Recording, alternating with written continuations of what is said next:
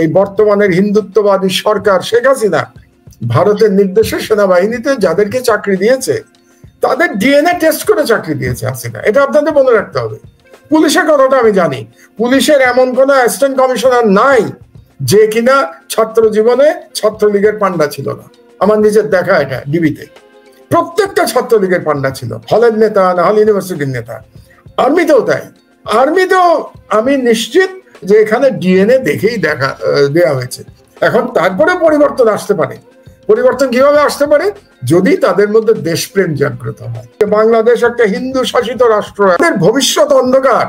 যদি তোমরা লড়াই করতে না পারো, যদি তোমরা ভারতীয় দাসত্ব মেনে নাও, তাহলে তোমাদের কোনো ভবিষ্যৎ নাই।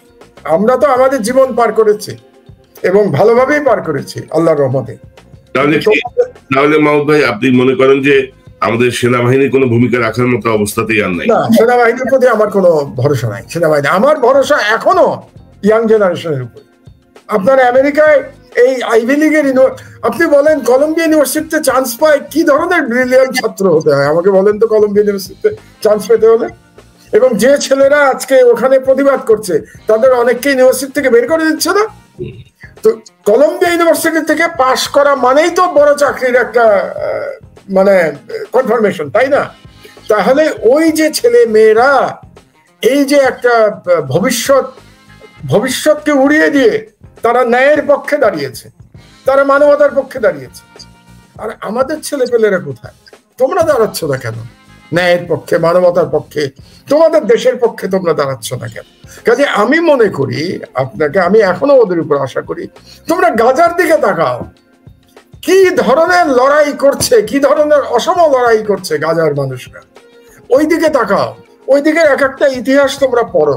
কাজে আমি আশা করি সেনাবাহিনী দিয়ে বাংলাদেশে কিছু হবে আমি মনে করি না। কারণ গত 15-16 বছরে বা 16 বছরে এই বর্তমানের হিন্দুত্ববাদী সরকার শেখ হাসিনা ভারতের নির্দেশে সেনাবাহিনীতে যাদেরকে চাকরি দিয়েছে তাদের ডিএনএ টেস্ট করে চাকরি দিয়েছে হাসিনা। এটা আপনাদের মনে রাখতে হবে। পুলিশের কথাটা আমি জানি, পুলিশের এমন কোন অ্যাসিস্ট্যান্ট কমিশনার নাই যে কিনা ছাত্র জীবনে ছাত্রলীগের পান্ডা ছিল না। আমার নিজের দেখা, এটা ডিবিতে প্রত্যেকটা ছাত্রলীগের পান্ডা ছিল, হলের নেতা না হলে ইউনিভার্সিটির নেতা। আর্মিতেও তাই, আর্মিতেও আমি নিশ্চিত যে এখানে ডিএনএ দেখেই দেয়া হয়েছে। এখন তারপরে পরিবর্তন আসতে পারে। পরিবর্তন কিভাবে আসতে পারে? যদি তাদের মধ্যে দেশপ্রেম জাগ্রত হয়। কাজেই আমি মনে করি যেটা আমাদের আসল কথাটা বলে যেতে হবে, জনগণকে উদ্বুদ্ধ করতে হবে। আপনি যে দলগুলির কথা বললেন তারা বলে না কেন জানেন? খুব সহজে তারা ক্ষমতায় যেতে চায়। যেমন ধরেন আমি যত সহজে বললাম যে বাংলাদেশ একটা হিন্দু শাসিত রাষ্ট্র, এখন এই কথাটা বাংলাদেশের কোন রাজনৈতিক দলের নেতা বলবে না। কারণ সে মনে করবে এটা বলা মাত্র ইউরোপিয়ান ইউনিয়ন আমার উপর রেগে যাবে, এটা বলা মাত্র আমেরিকান এম্বাসি আমার উপর রেগে যাবে, ইন্ডিয়া তো রাগ করবেই, এরাও রেগে যাবে। কাজে আমি আর রাজনীতি করতে পারবো না। তারা আমাকে বলবে আপনি তো রাজনীতিবিদ না মাহমুদুর রহমান, আপনি যা ইচ্ছা তাই বলতে পারেন। কিন্তু আমরা রাজনীতি করি, আমরা ক্ষমতায় যাওয়ার জন্য রাজনীতি করি। কিন্তু আমি বলে রাখি, জামাতকেও বলছি, বিএনপিকেও বলছি, এবং ছোট বড় এই যে নতুন নেতা এসছে, নুরুদের মতো নেতারা এসছে, এবি পার্টি এসছে, সবাইকে আমি বলছি যে আপনারা যদি সাহস করে সত্য কথা বলতে না পারেন, আপনারা এই দানবকে সরাতে পারবেন না। শেখ হাসিনা যে হিন্দুত্ববাদী দানব বাংলাদেশের ঘাড়ে চেপে বসে আছে, তাকে সরাতে হলে সত্য কথা বলতে হবে। আপনাকে বলি, তাকে বলতে হবে যে বাংলাদেশ বর্তমানে ভারত এবং হিন্দু শাসিত, এবং এখান থেকে বাঙালি মুসলমানের যদি বিজয় আবার আমাদের স্বাধীনতা অর্জন করতে হয়, তাহলে 1947 সালে যেমন আমাদেরকে লড়াই করে স্বাধীনতা অর্জন করতে হয়েছিল, 1971-এ পাকিস্তানের সাথে লড়াই করতে হয়েছিল, এখন আরেকবার লড়াই করতে হবে এবারকার। এটা তো মানতে হবে আপনাদের, এটা তো আমাদের 3 নম্বর স্বাধীনতা হবে, তাই না? 1947 সালের স্বাধীনতা অস্বীকার করার তো কোনো সুযোগ নাই। 1947 সালে পাকিস্তান ইন্ডিয়ান মুসলমানদের জন্য একটা স্বাধীন আবাসভূমি তৈরি হয়েছিল, এবং আমরা ইস্ট পাকিস্তান ছিলাম। এবং আমাদের যারা পূর্বপুরুষ, আমাদের দাদারা ওই সময়, তারা ভোট দিয়ে কিন্তু পাকিস্তানে এসেছিলেন, ইস্ট পাকিস্তানের তখনকার জনগণ। 1971-এ সেই আমরাই আবার এই পাকিস্তানের সাথে যুদ্ধ করে আমরা ইন্ডিয়ার সহায়তায় আমরা স্বাধীন হয়েছি, তথাকথিত স্বাধীন হয়েছি, তথাকথিত স্বাধীন। আজকে বোঝা যাচ্ছে যে তথাকথিত স্বাধীন হয়েছে। আর এখন যদি প্রকৃত স্বাধীন হতে হয় তাহলে আবার আমাদেরকে এবার দিল্লির বিরুদ্ধে লড়াই করতে হবে, এবং এই লড়াইয়ে যদি রাজনৈতিক দলকে নেতৃত্ব দিতে হয় তাহলে সাহস করে তাদেরকে সত্যি কথাটা বলতে হবে। সত্যি কথা না বলে আপনি আকারে ইঙ্গিতে বলবেন। যেমন ধরেন আমি কথা বলি, ভারত বয়কট, আপনি তো জানেন আমি বয়কটের পক্ষে, আপনিও বয়কটের পক্ষে, আমরা সবাই বয়কটের পক্ষে। এটা নিয়ে আমরা অনেক আলোচনা করেছি এবং আপনার সাথে একটা টক শোতেও আমরা বয়কট নিয়ে আলোচনা করেছি। ভারতীয় পণ্য বয়কট মানে কি? ভারতীয় পণ্য বয়কট মানে কি শুধুমাত্র শাড়ি, গহনা এগুলো বয়কট করা? এখানেই আমাদের বুঝতে হবে এই জিনিসটা এখন পর্যন্ত আমরা বোঝাতে পারি নাই জনগণকে। শেখ হাসিনা কি ভারতীয় পণ্য না? শেখ হাসিনা কি ভারতীয় পণ্যের বাইরে? আপনি আসেন, প্রথম আলোর মতো পত্রিকা, এগুলো কি ভারতীয় পণ্য না? বাংলাদেশে আজকে যে হিন্দুত্ববাদের গোলামে পরিণত হয়েছে বাংলাদেশ যে হিন্দু শাসিত দেশে পরিণত হয়েছে, তার দায়িত্ব প্রথম আলো মার্কা পত্রিকাকে নিতে হবে না? এরা হিন্দুত্ববাদকে উৎসাহিত করেছে না? জন্ম থেকে এরা হিন্দুত্ববাদকে উৎসাহিত করেছে। কাজে এই প্রথম আলো মার্কা পত্রিকা, যা মিডিয়া যেটা আছে বাংলাদেশে, এবং শেখ হাসিনা মার্কা রাজনীতিবিদ, এরা সবাই ভারতীয় পণ্য। আর একটা ভারতীয় পণ্যের কথা বলে রাখি আপনাদেরকে, রেহমান সোবহান তো খুব বয়স্ক মানুষ, 90 বছর বয়স বোধ হয় এখন। রেহমান সোবহান বাংলাদেশে খুব নাম করে ইকোনমিস্ট, খুব ভালো কথা। কিন্তু এই রেহমান সোবহানের মতো সুশীল সমাজ, এই রেহমান সোবহানের মতো তথাকথিত বুদ্ধিজীবীরা আজকে বাংলাদেশের এই অবস্থার জন্য দায়ী। এরা বাংলাদেশকে হিন্দুকরণ করেছে। এই রেহমান সোবহানকা এসছে কিন্তু ইন্ডিয়া থেকে, আপনি জানেন তো রেহমান সোবহান বাঙালি না, কিন্তু এসছে ইন্ডিয়া থেকে। এখন আমার বলতে ইচ্ছে করে, আপনারা কি ইন্ডিয়া থেকে পাকিস্তানে এসছিলেন এটাকে ইন্ডিয়ার অংশ করে ফেলার জন্য, এই ষড়যন্ত্র করবার জন্য আপনারা এসছিলেন? এই রেহমান সোবহান মার্কা বুদ্ধিজীবীদের কাছ থেকে আমাদেরকে মুক্তি পেতে হবে। এবং যখন আমি ভারতীয় পণ্য বয়কটের কথা বলছি, আমার আহ্বান জনগণের প্রতি, ভারতীয় পণ্য বয়কট মানে শেখ হাসিনাকে বয়কট করুন, ভারতীয় পণ্য বয়কট মানে রেহমান সোবহানের মতো বুদ্ধিজীবীদের বয়কট করুন, ভারতীয় পণ্য বয়কট মানে প্রথম আলোর মতো মিডিয়া বয়কট করুন। এবং তার সাথে তো ভারতীয় পণ্য বয়কট করবেনই। আমাদের অনেক দর্শক কিছু প্রশ্ন জানতে চেয়েছেন, যেহেতু আজকে আমরা আলোচনা করবো না। যেমন বলছেন যে বিএনপি এবং জামাতের মধ্যে ভারতীয় দালালদের নিয়ে কিছু বলেন। আমার মনে হয় যে এই বিষয়টি আমরা আলাদা একটা প্রোগ্রাম করতে পারি। আপনি যদি প্রশ্ন বিএনপি, জামাত এবং ধরেন এই দলগুলোর যে বর্তমান যে ভূমিকা বা নির্বাচনের আগে পরে যে ভূমিকা, যে তারা এখনো বোধহয় ভারতের ফেভার চায়, ভারত তাদেরকে ফেভার করবে এমন একটা স্বপ্ন হয়তো তারা দেখে। তো বিষয়টা নিয়ে আমরা বিস্তারিত আলোচনা করবো। তো কিন্তু এটা আলোচনা করবো, কিন্তু তার আগে আমি একটা জবাব ওনাকে দিয়ে রাখছি যিনি এই প্রশ্নটা করেছেন, যে অবশ্যই এটা আলোচনা করতে হবে। জামাত এবং বিএনপির মধ্যে যদি ভারতীয় এজেন্টরা থাকে তাদের নিয়ে আলোচনা করতে হবে। কিন্তু আমাদের সমস্যা এখন কিন্তু বিএনপি জামাত না, আমাদের সমস্যা হচ্ছে শেখ হাসিনা।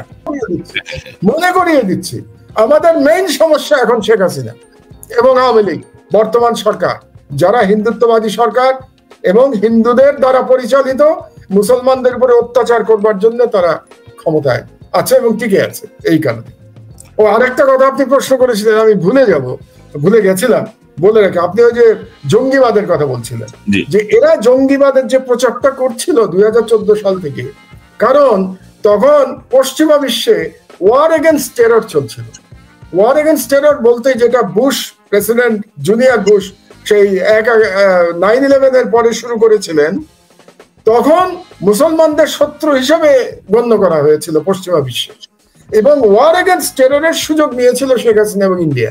এবং সেই কারণে বাংলাদেশে কোনো জঙ্গির অস্তিত্ব না থাকা সত্ত্বেও বাংলাদেশকে জঙ্গিবাদী রাষ্ট্র হিসেবে শেখ হাসিনা দেখিয়েছে এবং বলার চেষ্টা করেছে যে আমি থাকলে জঙ্গিবাদ নিয়ন্ত্রণে থাকবে। কিন্তু জঙ্গিবাদ নাই বাংলাদেশে। তো জঙ্গিবাদের যে প্রোপাগান্ডা ছিল সেটা আমেরিকা এবং ইউরোপিয়ানদের খুশি করার জন্য, এটা একটা ষড়যন্ত্রের অংশ ছিল। তো এখন যেহেতু আমেরিকাতে আপনি আছেন, আপনি জানেন এখন ওয়ার এগেনস্ট টেরর নাই, ওই পলিসির থেকে আমেরিকা বেরিয়ে এসছে। কাজে এখন যদি জঙ্গির গল্পে হাসিনা বলে, ওই গল্প বাজার, ওই যে বলে না মার্কেট পাবে না, বাজার পাবে না, এই কারণেই এখন আপনি জঙ্গির গল্প শুনবেন না। তো এটাও আমি আপনাকে একটু বলে রাখলাম আর কি জনগণকে, যে জঙ্গি বাংলাদেশে কোনোদিন ছিল না, পুরোটাই অপপ্রচার ছিল, জঙ্গিবাদের অপপ্রচার ছিল বাংলাদেশে। তো আমরা এই জাস্ট একটা প্রসঙ্গে আপনার একটু মন্তব্য দিয়ে অনুষ্ঠান শেষ করবো। প্রায় 45 মিনিট আমরা কথা বলছি। ধরেন আমরা দুটি ঘটনা দেখছি, মানে হাসিনা যে কি পরিমাণ প্রতিহিংসা পরায়ণ বা হাসিনা যে কি পরিমাণ ভয়ঙ্কর, আপনি দেখেন যে তার নির্দেশে তার পরামর্শে বেনজির শত শত মানুষকে হত্যা করেছে, শত শত মানুষকে গুম করেছে, হেফাজতের ভয়ঙ্কর মানে হত্যাযজ্ঞ চালিয়েছে। তো বেনজির আপনার স্বরাষ্ট্র প্রতিমন্ত্রী হওয়ার জন্য চাপ দিচ্ছিল, হাসিনা কিন্তু এখন ধরেন তার চরিত্রের মানে পুরো সর্বনাশ করে দিচ্ছে, তার পুরো দুর্নীতি থেকে শুরু করে তার ব্যক্তি চরিত্র সব সামনে নিয়ে আসছে ইগলাতের নির্দেশে। প্রথম আলো তার এত দালালি করলো, প্রথম আলো এত সাপোর্ট দিল, প্রথম আলো এখন প্রায় মানে মালিকানা হাতছাড়া হয়ে যাচ্ছে। দুই বোনের দ্বন্দ্বের মধ্যে গোয়েন্দা সংস্থায় ঢুকে এটা সম্ভবত সাবের হোসেন চৌধুরী অথবা এস আলম এরকম কোন গ্রুপের কাছে চলে যাচ্ছে। তো শেখ হাসিনার এই রূপটা নিয়ে আমার মনে হয় যে এখনো হয়েছে এগুলো সবই, এবং এই যে হেফাজতের ওই রাতে 2013 সালের ওই রাতে হাজার হাজার মানুষ হত্যা করা হলো, বেনজির ওয়াজ দ্য মেইন পারসন, এবং আরো 2-4 জন ছিল, তার মধ্যে বেনজির মেইন পারসন ছিল। এবং এদের মানসিকতা আমি আপনাকে বলি, এটাও একটা সত্যি কথা, ঘটনা বলছি আপনাকে। আপনার মনে আছে নারায়ণগঞ্জের 7 মার্ডারের আসামি যে মায়ার জামাই, লেফটেন্যান্ট কর্নেল, ওর নামটা ভুলে গেছি আমি, আপনার সাউন্ড আসছে না,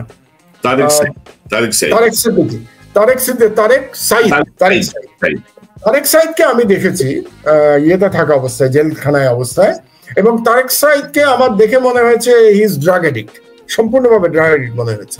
তারেক সাইদ সম্পর্কে আমাকে সেদিন একজন বললেন, তিনি একজন সিনিয়র অফিসার ছিলেন বাংলাদেশ সরকারের, তিনি সম্প্রতি জেল থেকে বেরিয়েছেন, তিনি এসেছিলেন আমার সাথে দেখা করতে।